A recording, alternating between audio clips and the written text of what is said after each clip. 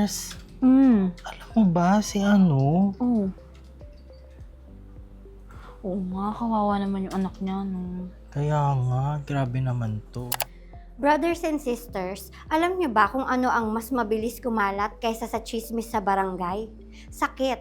Kaya bago pa ito lumaganap, sagot na namin kayo dito sa Healthy QC. Isa sa mabilis na nakakahawang sakit sa mga bata ay tigdas o measles. Huwag mag-alala dahil sa tamang kaalaman at bakuna, maaari natin itong maiwasan at maprotektahan ang ating pamilya. Ngunit, ano nga ba ang tigdas? Ang tigdas ay isang sakit na dulot ng measles virus. Kung hindi agad maaagapan, maaari itong magdulot ng mga seryosong komplikasyon. Kabilang sa mga komplikasyon ang pagkabulag, pamamaga ng utak o encephalitis, impeksyon sa tenga, at pulmonya.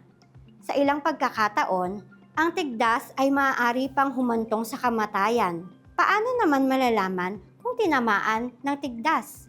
Ilan sa mga sintomas nito ang ubo at sipon, lagnat, pamumula ng mata, at pantal o rashes sa balat.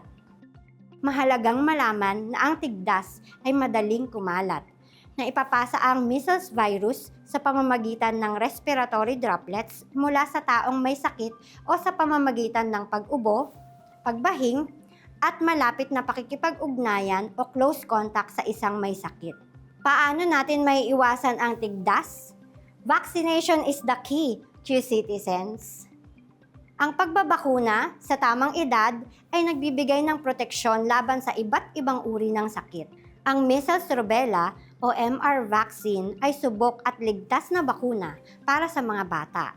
Kahit mahawaan man ng virus, nagbibigay ito ng mas mataas na proteksyon laban sa malubhang epekto ng tigdas. Kaya't huwag matakot. Mas nakakatakot ang tigdas kung walang bakuna ang bata. Magpabakuna sa pinakamalapit na health center. Para sa mga karagdagang impormasyon, makipag-ugnayan sa inyong lokal na health center o sa Quezon City Health Department. Ako po si Doc Hania Abdullah Saban na nagsasabing ang batang bakunado, chikiting ligtas sa anumang sakit.